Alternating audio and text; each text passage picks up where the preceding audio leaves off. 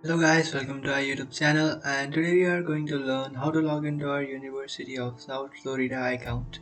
Let's get started. So to log into your University of South Florida, what you have to do is first of all open up your browser. Select any browser you like, and after opening up your browser in search bar you can search for University of Florida login. And after searching for that you'll come up to this page, and from here what you can do is simply tap on this first option which is Application Management UF Admissions.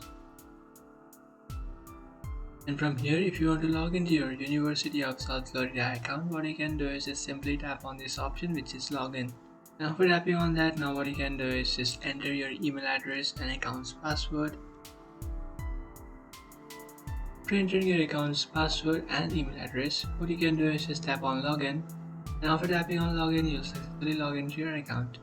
But if you have forgotten your account's password, then what you can do is just easily reset or recover your account's password by tapping on Forgot Your Password. But if you haven't forgot your password, you can just easily change. You just have to enter your email address and password and then tap on Login, and then you will successfully log into your account. So that's it guys, this is how to log into your University of South Florida account. If you find this video helpful, don't forget to like and subscribe to our channel.